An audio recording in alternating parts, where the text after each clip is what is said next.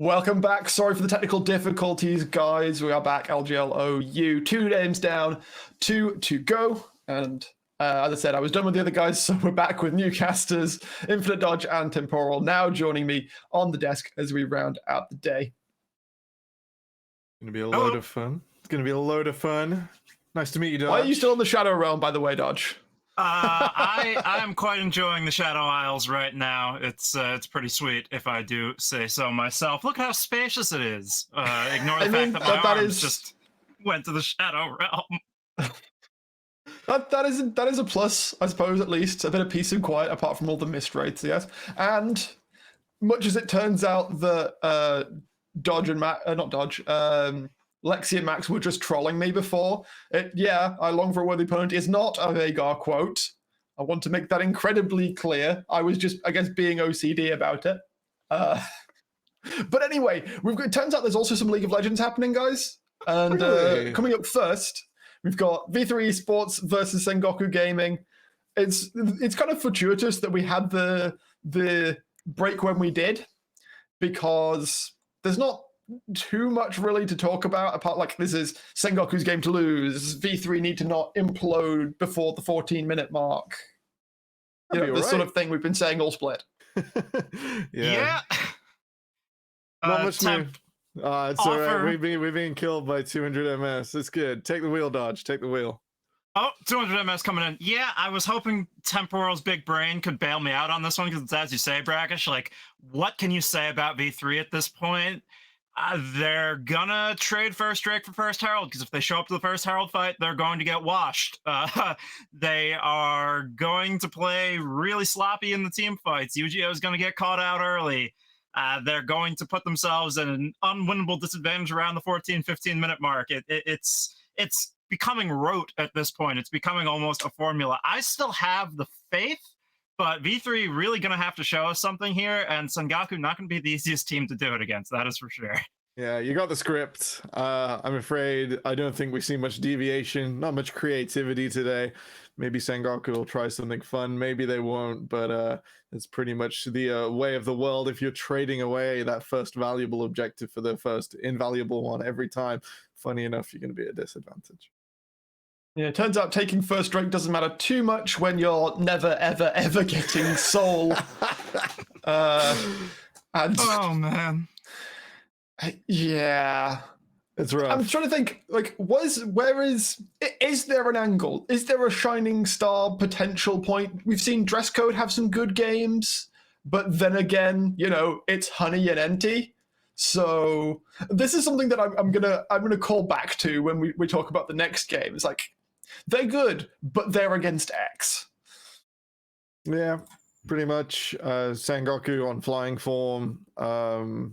Even in their losses, you know, bright shining moments of hope.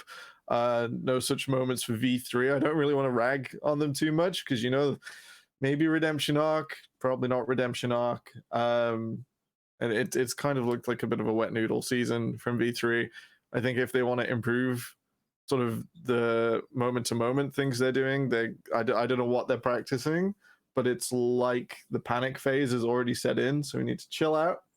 Need to realize that, you know, you're playing the split whatever happens, and just look for those victories in moments. Don't play standard, play new things, get creative. One thing that's cool to say is I noticed that it was pointed that Unica has said in an interview that we are going to start smurfing soon. No, like, Brack, that's a TSM copy pasta. That is not anything Unica said. Oh, is it? That's a TSM I don't know these things. Wow, okay. I just got like uber baited. What? How am I supposed to know that? Okay, well, thank you for catching me before I wax lyrical a bit too much there, Dodge. Oh my goodness. All of these peasants thinking we aren't good. We will smurf. That's like, I wouldn't have known either. I how am I supposed to know? NA content. If I see it in the if I see it in the chat, I think it's gospel. Like this is okay.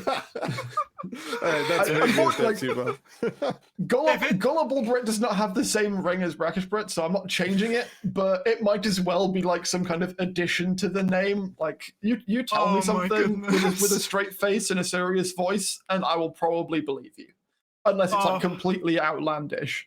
So I thought Unica was just memeing. Like it's like, oh yeah, we're gonna start stomping on these kids. I baited Thank Brackish. you for catching me. Oh my goodness. Yeah, well, no, you if it doesn't come from before it went too far, Dodge. Okay, well that's Oh wait, it was you. It was you who posted it. That's why. Okay, right. I couldn't let my memeing get you in trouble here, Bracket. That couldn't be allowed to pass. No, if it doesn't come from Hina, please. If it comes from me, treat this as a meme. That's Acadian in 2019 when TSM got out to like an 0-3 start in spring or something. I think he showed up in like Biofrost's stream when he was on CLG and was like, "Ha, these peasants think TSM isn't good. We'll smurf soon." Yeah, we've seen how that's developed since then. No, I don't think Unica is getting brash in Twitch chats right about now. After V3's performance, I certainly wouldn't be. As long as it's from a meme angle, like this is something that I do a lot. It's just like, all right, yeah, I'm not doing so well. All right, let's just turn it into a meme, because better that you're laughing along with, like rolling with the punches, laughing with it, than like letting your mental get worn down by it. Gotta find joy in the little things. I think as V3, you gotta find little steps towards improvement. You gotta find something to latch onto mentally to continue building the confidence. Because if you're going into every game with the attitude that you're gonna lose, as I think I certainly am on their behalf, probably not gonna get any W's. I don't know. Maybe Temporal has a more concrete idea of how they can actually find some W's in these games, because it's a bit of a head scratcher for me. So I have coached a last place team that only picked up one win during their main split because they were billed as an academy, except they were locked into the academy league, and then the main team failed to qualify for the league they were going to. So what you do when you are coaching or where you're on a team that is like incredibly outclassed, just from a player's perspective. Remember, these are all academy players. This is their big leap, and it's not happened just yet. So what you do is you have a look at the metagame, you have a look at the easily attackable points.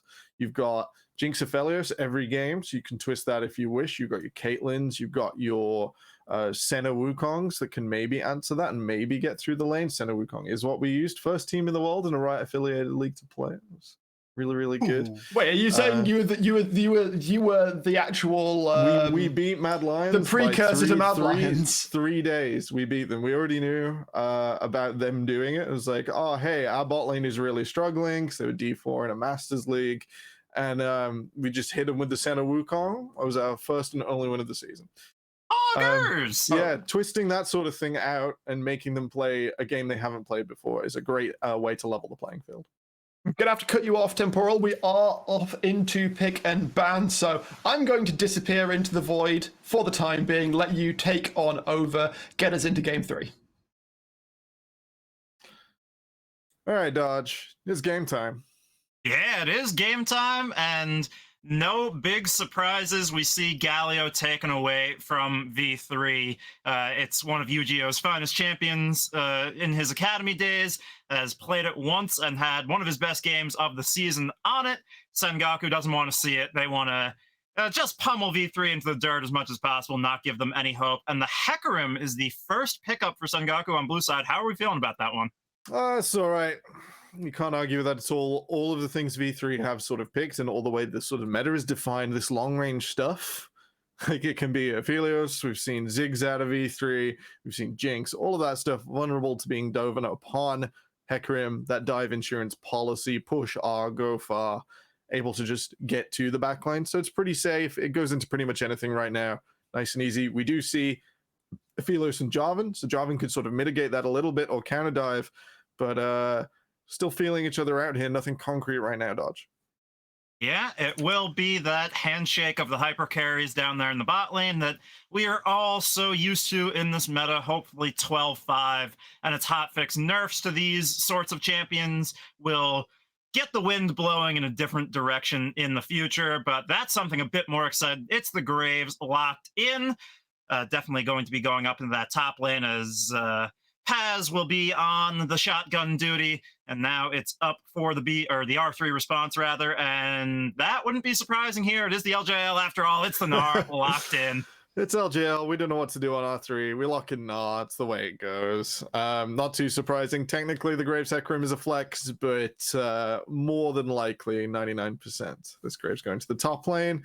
Hecarim just does so much better in the jungle right now.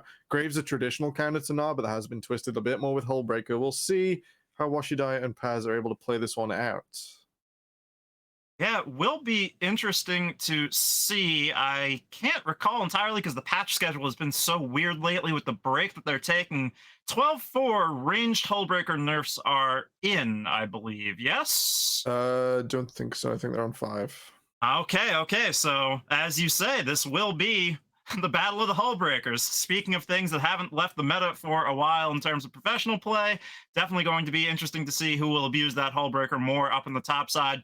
I personally believe if V3 has any angle to find advantages in this game, it might be through the top side. But then, of course, you run the risk of leaving Honey and Enti to their own devices to scale up freely, and you don't want to do that, as it's Sengoku taking away a couple of mid laners to round out the second phase of bans.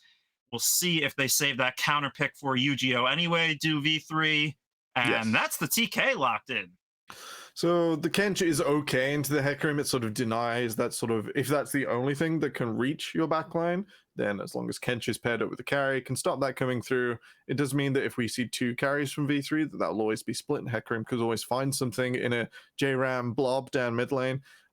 Taking away the Renata is completely fine. If you're all AD and you suspect, if you've got red and white guns on Aphelios and Renata all hits you away, you might just, end the game for your team.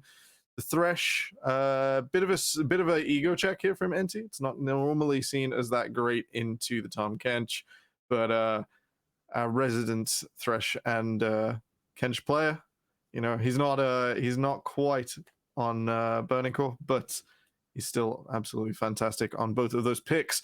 A long pause here as we go towards the mid lane. It will be blind for Jet.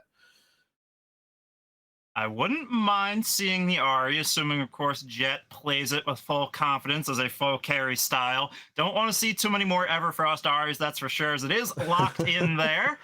And Everfrost's not too bad. It'll hold you still. It'll mean the Kench can't waddle away with his devoured teammate too much, and it will sit up nicely for Jet and Paz. So it's the more, if you hold them still and an extra skill hits, that is more damage. But you're right. Normally seeing the Ludens as well. Normally quite nice. yeah, definitely. So, do you feel that the Everfrost is a viable option when you are the sole magic damage threat on a team, as the Ahri is in this comp, or is this basically a force Ludens game here? As we are just having a little production hiccup. I think both will be fine. And the response, as we were blanked out from Champ Select there for a moment, and has come through. It's going to be the Orianna coming in. Now, I'm not a big student of the mid lane. I'm not well versed on this matchup. How are we feeling, Temp? How's this one gonna go? This is a strictly losing matchup for Orianna pre-Ahri rework, and I can only imagine it has got horrendously worse over time. Like Ahri used to be able to sort of evade the big shockwave because that is 1/3 of your ultimate for all of Orianna's ultimate. Without the ultimate, Orianna really struggles to sort of take you out and actually meaningfully combat the 1v1. Whereas if you get hit by the charm, that's half your health bar. Orianna normally gets around this in most matchups by being long range, chipping away at health bars. That's not really easy against Ahri with that innate sustain, with the ability to all in much faster than Orianna. Time to kill far, far lower. So it's normally pretty rough for Orianna. And then to see it in the counter is just a concession, I think, that every other member on V3 is a ball carrier. We have the Aphelios coming forwards. His favorite mid lane has always been Orianna, who can defend him, then make him impervious. Jarvan, Nah, both excellent users. So I think we're going for synergy over confidence, and we have to hope it doesn't bite V3 too badly. Well, the synergy hopefully will be enough to carry them on through, as we are carried on through into game ourselves here.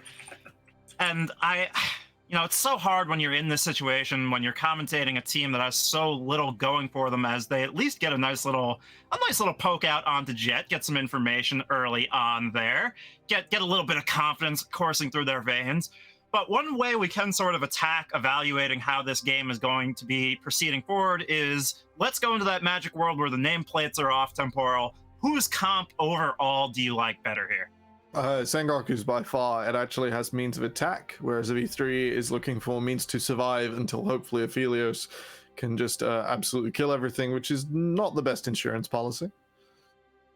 Yeah, it is a press the attack coming forward from the Aphelios. I suppose that makes some sense in this matchup against the Jinx. Maybe you're not going to be stacking the Conqueror that we would see as easily.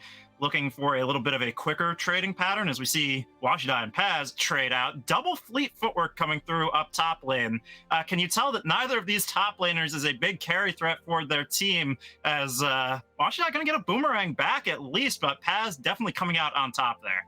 Comes out on top. The Graves can still be the threat. The fleet footwork, leads into that drain tank. A little bit of extra movement speed normally helps the Graves out in those fights. But yeah, Washidai, he might do a bit of damage, but we're looking for those huge Nas this game. We're looking for the follows up with the Shockwave. It all coming together piece by piece.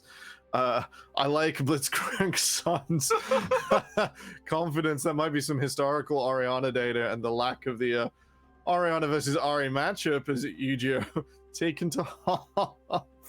That is going to be the story of the game for the next 20 minutes. I think it's just going to be Jet wandering forwards and seeing what he can find.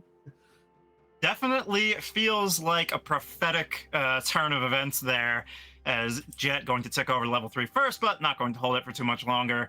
Does have the way of pushing forward. I have to say here, Temporal, I'm not sure I've seen Blitzkun predict a match correctly yet in my brief time with the LJL. It feels bad. Last split, very close. Heddle going in, though. Yeah, the Abyssal Voyage did connect. Always good to see a Tom Kench land those aggressively, but look at the return. It's the Death Sentence, the Glacial Augment, slow out coming through, but Honey not able to find too much damage back in return. At the very least, it is a slightly losing trade instead of a big losing trade. Have the pots popping as well. Both of these AD carries opting for the 3 pop, but once again, Hadel is going to get it down. Honey forced to flash back, but look at that Death Sentence into the zap. Unica here to back up the play, but Hadel taking down the slow out off the back of that W, but now it's once galloping on forward, finding dress code and Hadel. Can he convert on the kill? However, going to go back, but look at the juke out from the Kench. Oh, but it will be Jet roaming all the way down to find the first blood in the end there. What a party in the bot lane here.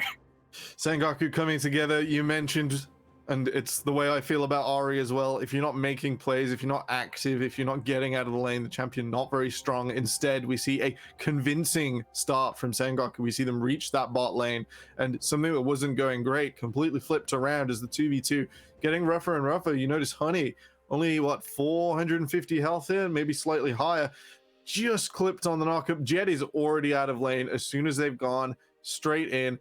NT with the Thresh knows this turnaround is decent. It's kind of hard for the Thresh to get onto the Kench lane, but if the Kench keeps coming forward, the Thresh, suddenly his tools enabled, and while once might just miss out on dress code here, Jet more than able to flash forwards, pick up the kill, and secure Sengoku that first fight.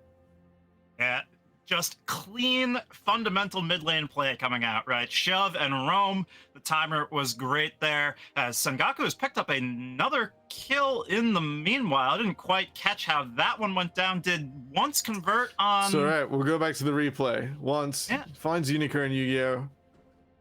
It just looks like Jet's just going to burst out Unica before Washidai arrives. Case of too little too soon, methinks. Maybe not respecting the Ari in her early game power spike. This champion now doesn't take so long to get going where she's going, doesn't need a few items to blow someone up. So just straight in there, and able to just keep the ball rolling. Sengoku looked really good in this early game.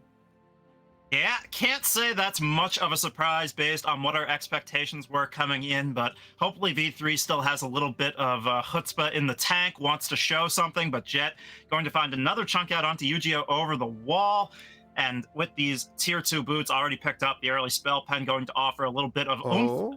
And now that level 6 Spirit Rush as well, so mobile will be Jet with that extra movement speed and the dashing about off the ultimate. Going to have to keep our eyes on that Ari as we move forward. It is about 2K already, the advantage, 1.7 thereabouts for Sengoku. If there is going to be any answer back in the meanwhile, I know you've said we're sort of looking at V3 to play a very defensive, wait for Aphelios to scale game, but if they want to slow this game down and get that scaling fantasy going, how are they going to do it? Adel going forward. The Gravitum is there, but Anti going to get that shield out onto himself. Once again, turning around the death sentence into the choppers. The thick skin is there to prevent the death, but Anti and Honey unbothered in this bot lane. It's pretty rough. This maybe speaks to Hidal maybe not playing the matchup at this level. In solo queue, it's always great. You know, use your body as Tom Kench. You got the 2 health bars to really push the 2v2 out of control if you're the focus, but when it comes to competitive, it's really not so difficult for 2 scaling AD carries to just hold back, let you come forwards into them. You know, you might lose 200 or 300 health points, but the death sentence turnaround once there is no Abyssal Voyage, very, very easy. Dress code will be spotted here. Once we'll just eat Gravitum, take that away. NT did just Hex Flash the wall. But all right, V3, hopefully you guys respect this. Like, there's still too many. Oh, okay, no, that's all right. Control ward down. I was like, if Hidal just went a little bit further forwards, he was toast, which is really concerning. But yeah, the ability to just play patient and death sentence them back into the 2v2 once the health bars have been expunged. Really, really nice. Shows control play from NT, confident play. Excited to see more. Definitely so. Enty's such a treat to see him on these peeling supports, but maybe we have Caster cursed him as he will fall here to dress code. That is one answered back.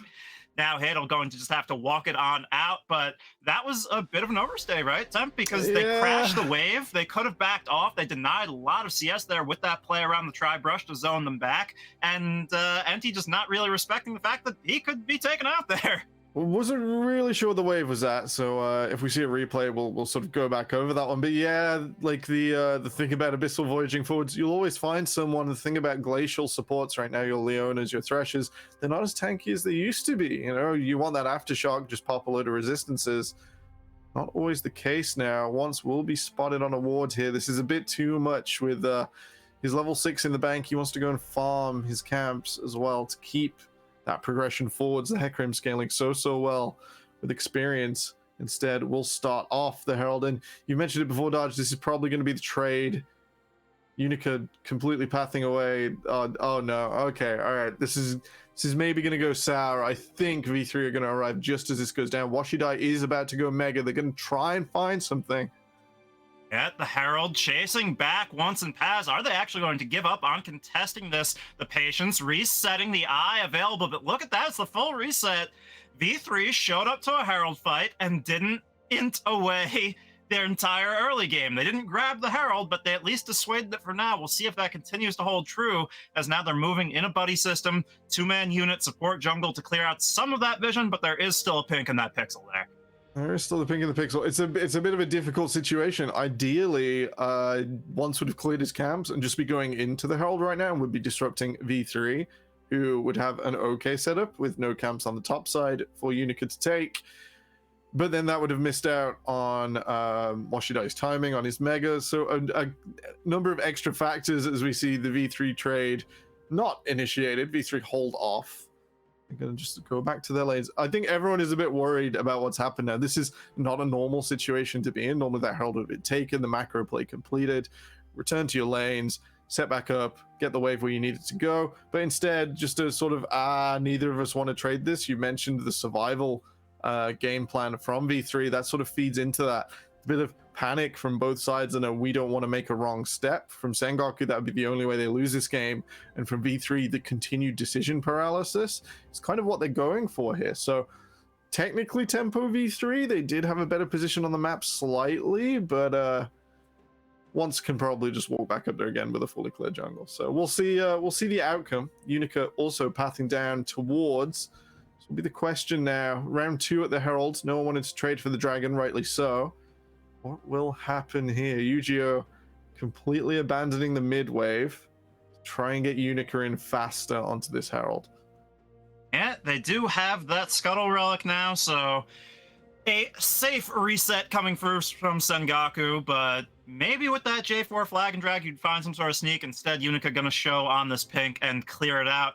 But it's an interesting assessment you make, right? That V3 had this window of superior tempo, but when you're in this mental position as a team, maybe you don't know how to seize that opportunity. Now, they might just get a first Herald here. I believe this would be just their third first Herald in 14 games of play, so definitely going to be a big milestone here for V3. They are still down in gold, of course. It's about 2K that lead, but so far, Operation Don't Bleed Too Hard and Wait for Aphelios not going too badly, but Yu-Gi-Oh! Was chunked out in the mid lane. Now once all the way behind Dresscode, has the Gravitum, has Hadel coming over to offer more peel as well. Nice try once. It's not going to come through, but Honey will crash a lot of minions and pick up some plate gold.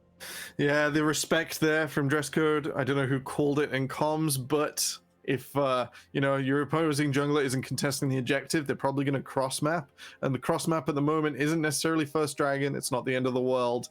It's diving the solo AD carry under that tower. So Dresscode respects it, walks away. NT will be engaged upon. It's not going to be the wombo combo coming through. That's what we look for from V3. We look for the moment the shockwave comes through. Yeah, that's a lot of ultimates burned there for not much concrete advantage either way, but Jet's the one with the flank, the one with the pinch, going to force him all the way back, going to take that Spirit Rush proc over the wall to force back V3. At the end of the day, that is 1, 2, 3, 4 ultimates we saw there, perhaps.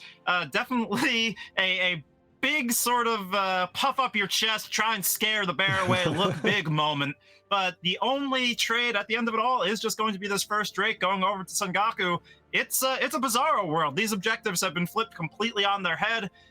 But I gotta ask you, Temporal, is it possible that in playing this passive wait for Aphelios to scale up style, you're going to bleed away too much? Because we look at this gold lead, it's already 3K. More than that, it's the likely outcome here for V3. The most important thing that was lost there wasn't the first Ocean Dragon. That doesn't really matter too much at this stage. 13 minutes. Most characters have got some decent base health regen coming through anyway. Most importantly was Yu-Gi-Oh's Flash. He will now have to be propped up in the 2v2. Oh my goodness, that was a great shockwave, but Jet is not perturbed, is going to find the charm to escort the exit. Hadel showing up to try and back up the play. But in the end, the first shockwave of consequence, not really going to find anything at all as that rocket just skates by. Unica not even worried about it. Not even close, baby. Yeah, first shockwave slightly wide once. We'll continue this now. He's got no camps up, so bullying Unica is just the best thing he can be doing right now. We'll just skate away from V3's laners, able to sort of run it away. Most importantly, Unica did trade a lot for the tempo previously onto that first Herald, so we are seeing gold advantages in CS, particularly top, jungle, and bot lane. Jet's not spent all of his time in lane, but this is the slow bleeding out start that you mentioned. This is the start of Sengoku's laners being in a better position for the next big fight. And it's really, really looking quite rough. We've seen the Everfrost used to great effect a few times already. Dresscode will just waltz away from this. Hedel shouldn't. What? Yeah, he gets gobbled up. The shield is going to absorb a lot of damage back, but it's Honey already finding one. The jungler will be next to fall for V3. Dresscode trying to 200 years his way out, but it's just not a possibility. Even with that red-white gun, it's Jet getting in on the fun. It's the 5-1 advantage for Sengoku now, up about 4,500 gold. And that was a bit of a head scratcher. I had assumed Hedel was going to be spitting Dresscode out back over the wall. Maybe the wall he had pathed towards was just a bit too thick. I'm not sure on the range of that. But Honey going to pick up lots of standing gold now. With the way Tom Kenchel works, you can either spit them out or they can remove themselves. Like you can right click out of it. So I think maybe what happened here, Dresscode gets eaten. You'll notice sort of the big shield comes through. Hedel positions next to the wall and he goes 180 degrees the wrong way straight into Heckrimmel. And while he'll live a bit longer, Jet now has prime positioning. There is no more devour. You only get one use per fight. And he just gets absolutely picked off. Like, if he'd have been able to get over the wall, that would have been great. So I think maybe a little bit of miscommunication, a little misclicking from V3 costs them huge. That is a huge gold explosion. Jet looks enabled on this Ari now. Honey starting to scale fantastically. 2 items coming through. Big advantage over dress code right now. We'll be able to go to the mid lane. We're going to see this Ari either try and shadow something, go to the sides, try and pick someone off. This is the acceleration from Sengoku, and I don't really see the brakes on the train from V3. It's going to have to be misplay into Tom Kench, where he gets out the only target and the fight is continued. Otherwise, this is going to get really rough really, really fast for V3. Yeah, definitely on the precipice of disaster. One really rough point there was the Herald was dropped to get a little bit of a chunk down on that tier 1 in the mid lane, but maybe V3 showing their inexperience at having that first Herald, not getting it down before 14 minutes, didn't get any extra plate gold conversion off of it, as that's just the rocket to be annoying coming through from Honey, going to secure a better reset timer for them, although they're hanging around to push another wave here, it looks like. Jet, meanwhile, in the side lane. I mean, Sengoku just has the run of things right now. They really do. Their assassin is turned on. The Ari just able to do so much. Honey, oh, that's what that rapid fire cannon can offer you in a simplified game state. Just hit your opponent from further away than they can ever reach. And this sort of macro setup where the lantern is consistently used to sort of goad your opponents into saying, hey, the AD carry will be leaving the room in, 4 or 5 seconds, please. Just enjoy watching them hit your tower with no counterplay. It's just so good. It's a bit of a clinic from Sengoku here. They can do this to every tower on the map. You'll notice they're also knocking on the tier 1. They've just reset their AD carry, like, already in time for Herald 2. Sengoku are already in position. Jet teleport coming up, so he's happy to head down to the bottom lane. It's all organized and it's all happy. The only way V3 can get in on this potentially was to have recalled much earlier, was to have given it more infrastructure, and it's a damned if you do, damned if you don't situation. Yeah, stuck between that rock and a hard place. The Mountain Drake is up, and it will have an objective bounty placed over its head, but it looks like, once again, V3 will be late to that party. Unica are going to clear out that far side ward, but Empty has so much capability to move up and get deep vision in the lane there. Paz's TP soon to be available. Jet's TP is up. No. Death sentence there into the chompers. We've seen it before. Paz picks up that kill. Dress code in the meanwhile, all on his lonesome, and it's Honey who finds the snipe out. Washidai trying to kite out, trying to kite back, but it's just not effective. Narbar will hit full in a meaningless timer, as that is 3 kills picked up. A tier 2 on the menu for Honey, and that Mountain Drake still sitting there ready to be collected. There's not even a rush here for Sengoku. They find a huge fight. Hetzel, unfortunately, didn't realize he was on vision, and then a blind hook through the bush. So Sengoku knew he was there, but still hit him blind. Just for style points here from NT. And with that, dress code is vulnerable. Hecarim can run him down from a million miles away. Graves does so much damage. Paz, so useful in the fight to just pick up an extra person. They deny away any objective bounties. They continue their march through V3's infrastructure. Sengoku in the driver's seat here. We'll come back through. Unica spotted going in. Hetzel spotted behind him on that ward over the wall. So NT just sets the timer in his mind. Just like, hey, we'll catch him here. With the Kench gone, all of the self-peel, all of the defense from V3 taken away. Honey will pick up another. Jet just able to dance through, do so much damage, and from long range, Paz says, I'm not going to use this ultimate for another 2 minutes, so I might as well. Yeah, just ready and willing to pull the trigger in such an advantaged position as Jet, finding the charm over the wall into the Everfrost. The CC chain is absolutely nasty, as that is easy pickings, and now dress code once again in the 1v1 with the horse. They keep on meeting like that. The Gale Force used to try and get away, but Honey is there. Rapid fire proc finds it so easily. The flag and drag is canceled as well. Unica trying their best to sustain through with the Gore Drinker, but it's just not going to make the cut. And now with this Baron Nashor buff spawning in just 10 seconds here, Sengoku have all the room they need to pick that one up, and another tier 1 turret soon to fall as well. They just have all these pieces of candy to pick up all over the map. They've got everything they need. It's maybe something we could be more critical of. This sort of classic Kench composition where it's like full wait for later on relies on your opponent not playing around the Kench. It requires them to turn their brains off slightly, and maybe that's a bit cruel, but it's showing up here for V3. You know, a slight bit of playing around the Kench where the assassin attacks him first. You've got a charm for the Kench, and then you got an Everfrost for everyone else. You got the ability to just take away the catfish before the fight actually starts. You know, there's no recourse now for anything V3 want to do. Their carry is not worth defending. He's consistently found by Hecarim. It's really, really rough, and it's kind of coming to a quick end. I don't see a way, sans that massive misplay from Sengoku, that V3 can even contest a fight now. Yeah, it really does feel somewhat hopeless here with the 12k gold lead at 20 minutes.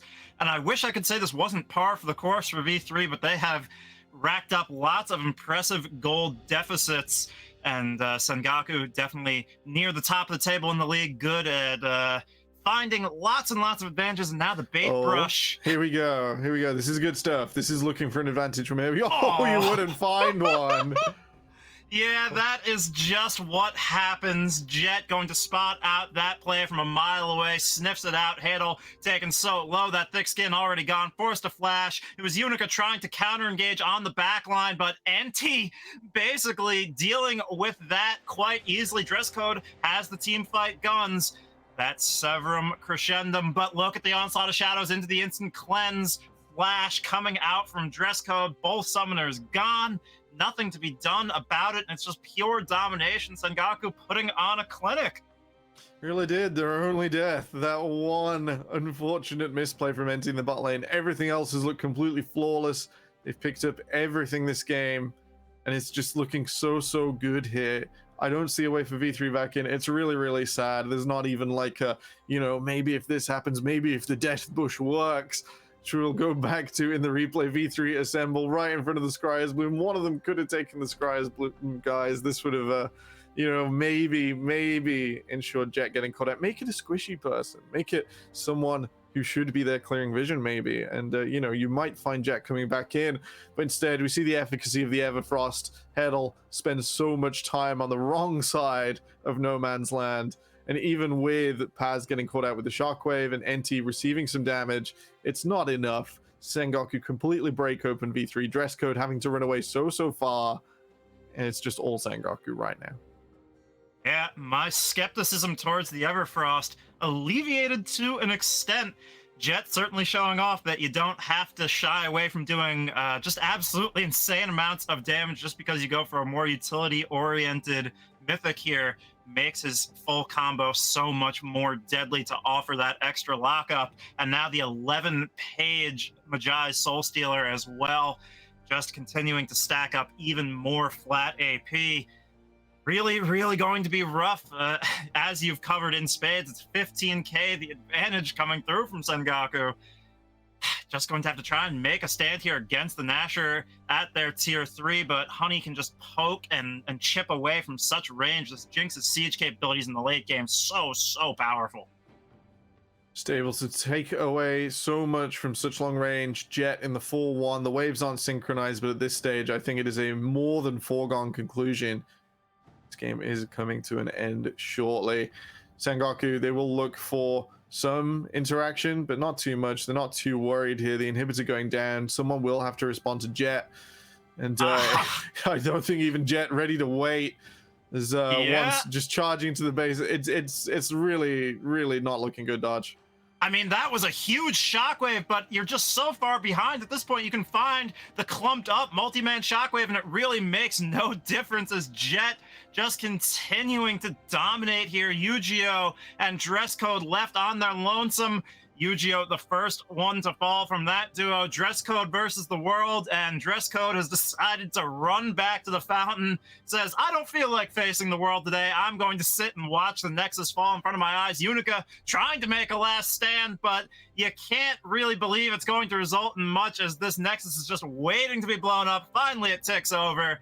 And in a very expected fashion, Sengoku take a dominant game here against V3. Yeah, it wasn't close.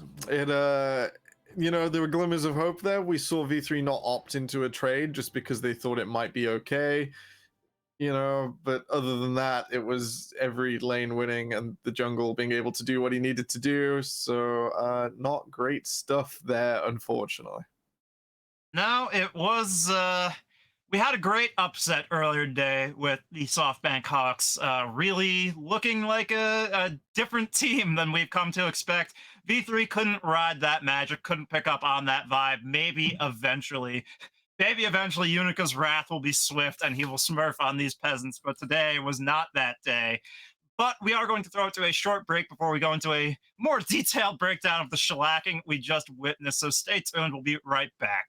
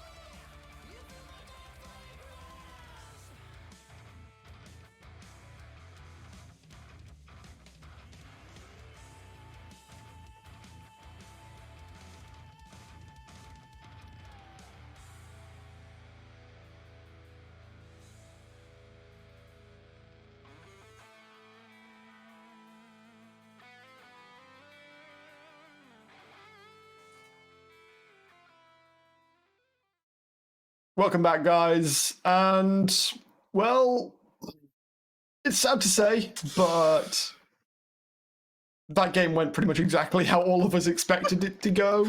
I feel like I've just witnessed some really unfortunate act, and there is no sugarcoating this.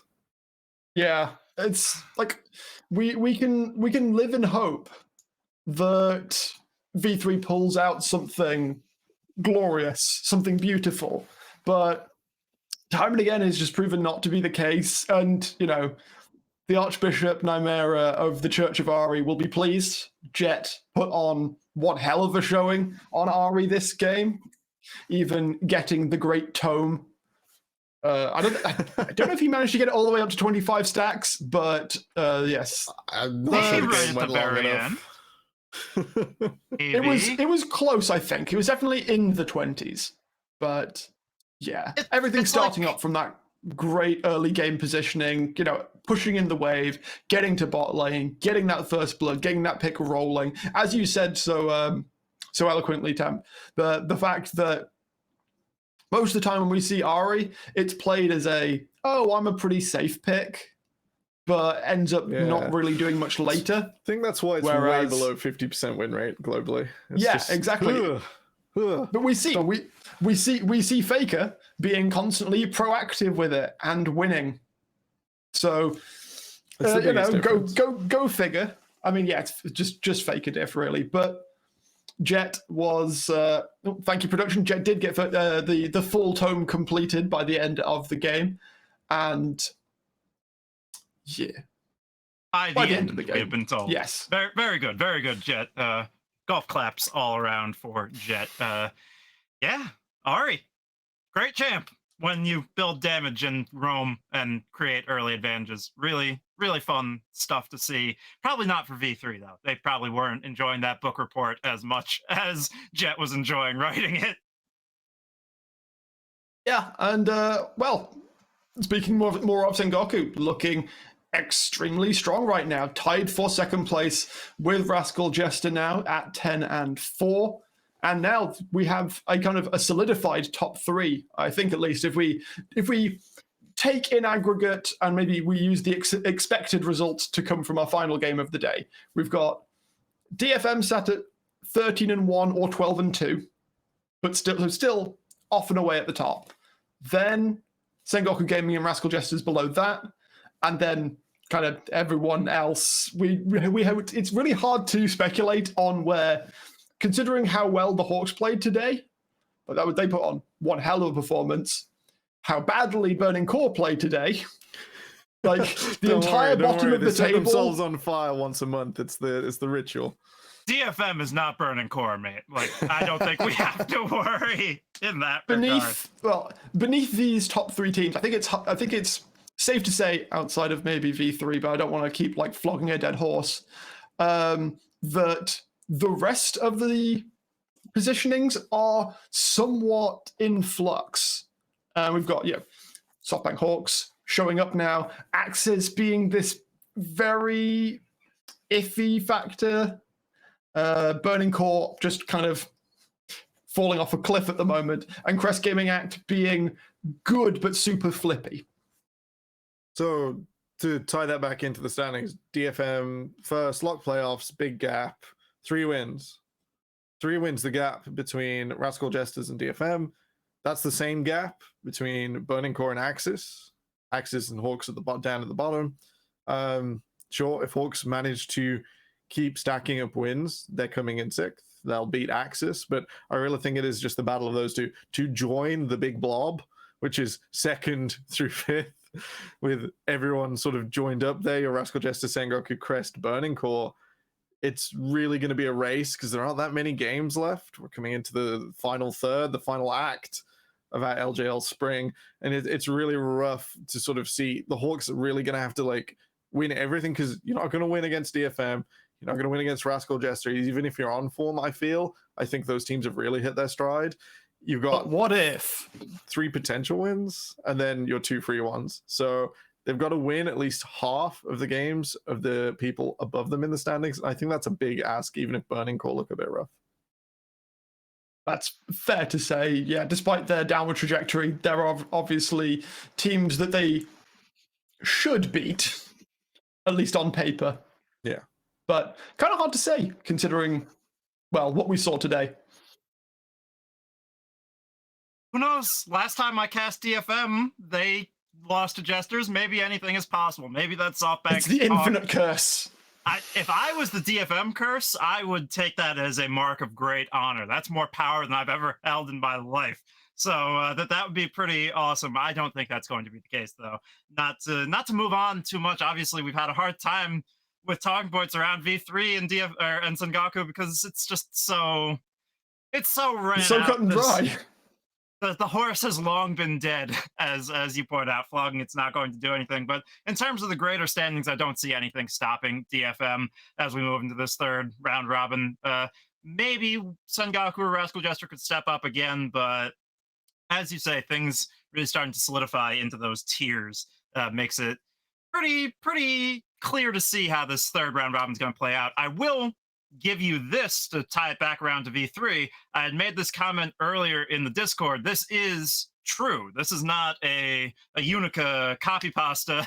If V3 beat DFM in their third round robin matchup, I will dye my hair V3 orange. That is the wager. I'm putting it down. It is out there. I am so firmly of the belief that there is no universe in which V3 wins that game unless all of DFM stub their toes and have to go to the emergency room that morning and they play their academy team. And maybe even then, I putting it down right there. That's my swing back to V3.